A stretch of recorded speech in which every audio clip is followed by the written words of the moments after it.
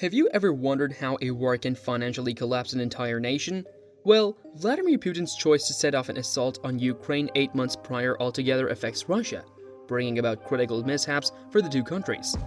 More than 1 million Russians and a huge number of Ukrainians have been compelled to escape their homes because of the continuous conflict. However, the effect doesn't end there. The war is financially collapsing Russia, causing a significant population decline and even raising concerns of a potential collapse of the Russian Federation. In this video, we'll look more closely at how Russia, its people, and its future are affected by the war in Ukraine. So, buckle up and watch until the end to find out what the future holds for these nations. On September 21st, Putin announced the first wartime mobilization of men in Russia since the Second World War. He called for at least 300,000 national men to be drafted and sent to the front line in Ukraine to fight, and potentially die. As a result of this announcement, hundreds of thousands of Russian men suddenly became desperate to leave their country and escape. Within hours, flight prices for destinations outside of Russia soared to unprecedented levels. For almost a year leading up to this declaration, most nations in Europe and North America had proactively closed off their airspaces to every Russian flight, and practically every European-based carrier had shut down their trips to Russia as well. At the time of Putin's mobilization announcement, only 2 European-based carriers remained operating flights to Russia: Air Serbia out of Belgrade and Turkish Airlines out of Istanbul. For Russians seeking to flee the country by commercial air to Europe, these were the only 2 options available, and their prices temporarily skyrocketed to over 9,000 euros for a one-way economy fare ticket out of Moscow. This cost was more than half the median annual salary for the average Russian citizen, making it an unaffordable option for most. It has become increasingly challenging for Russians to flee the country, including by land. A few nations including Poland, Lithuania, Latvia, Estonia, and Finland have shut their territory borders with Russia to all people with Russian citizenship, paying little mind to legitimate visas. Unless willing to travel through the active war zone in Ukraine, Russians have limited options for escaping by land to Europe, with the only remaining possibility being a narrow border with Norway. However, this route is expensive and difficult for most fleeing Russians to access. Additionally, a significant portion of Russian citizens lack the necessary passport for international travel. Subsequently, numerous Russians are running away to adjoining nations like Kazakhstan, Kyrgyzstan, Georgia, and Armenia, where they can enter without visas or travel papers as individuals from the Eurasian Financial Association. These countries offer Russians the easiest and cheapest means of escape, and satellite imagery shows huge traffic jams of Russian vehicles at their borders. Some Russians have even resorted to extreme measures, such as sailing across the Bering Sea to seek asylum in the US. Numerous individuals who were unable to flee their country began resorting to Google for information on how to self-inflict bodily harm to evade being drafted. Within Russia, the search term "how to break an arm at home" rose to become the top trending search on Google, following Putin's announcement of partial military mobilization.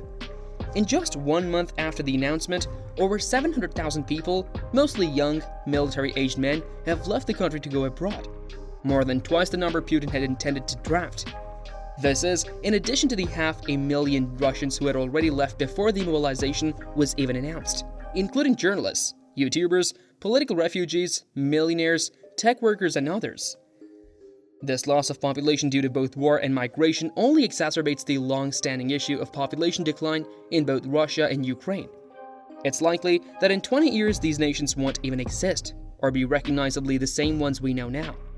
This is due to the concerning similarity between the population pyramids of both countries, which indicates a significant decline in the number of individuals of all ages and genders.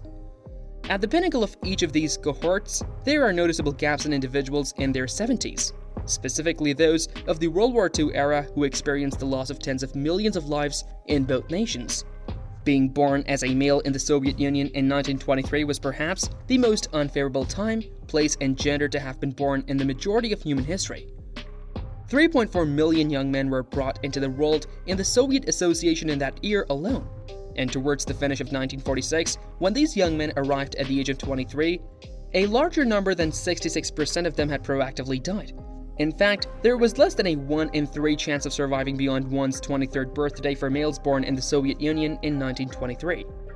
The loss of so many young lives during the 1930s and 40s meant that a large number of young people in Ukraine and Russia during that time were unable to have children, leading to a population deficit, are an echo of the lost World War II generation. This caused a reduction in their population similar to that of Gen Xers, which was evident in the mid to late 1960s. The echoes of the lost World War II generation continue to reverberate throughout both Russian and Ukrainian society every 20 to 25 years. The two most recent ripples affecting the Zoomers and the present generation came at times of significant national crisis, which exacerbated their issues. Prior to the invasion, Ukrainian women were only giving birth to an average of 1.16 children, which is the second lowest rate worldwide. This is below the natural population replacement level of 2.1 births per woman, unlike Western countries that supplement their low birth rates with high immigration. Russia's situation is similar, plagued with societal and medical issues that have contributed to a population decline. Since 1992, Russia has only experienced population growth for 3 years, with every other year seeing a continuous decrease. Despite having a current birth rate of 1.5 children per woman and a slightly positive immigration rate, Russia is still losing people, albeit at a slower rate than Ukraine. The official birth rate numbers in Russia are misleading since ethnic minorities have far more children than ethnic Russians. Regions with higher birth rates in Russia overlap significantly with those of various ethnic minorities such as Buryatia, Sakha, Tuva, Dagestan, Chechnya, and North Caucasus, and Tatarstan, many of which operate like quasi-independent countries and enjoy substantial autonomy from Moscow's central government. Certain regions within Russia, such as Chechnya and Dagestan, have previously attempted and failed to gain independence from Russia through violent conflict.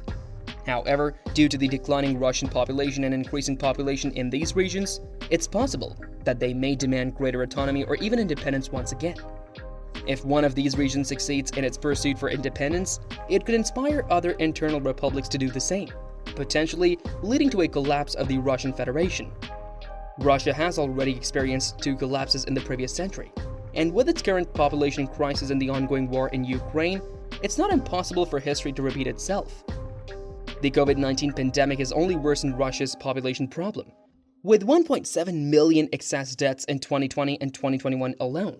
The conflict in Ukraine has likewise added to a critical population misfortune, with 7.6 million outcasts leaving the country. This loss is equivalent to the population loss that Ukraine experienced in 30 years following the collapse of the Soviet Union, leaving only around 33.5 million Ukrainians within the country currently. The invasion of Ukraine has resulted in countless casualties among both civilians and soldiers, with an unknown but likely high number of deaths and catastrophic injuries. This has irreversibly changed Ukraine even if they ultimately achieve victory.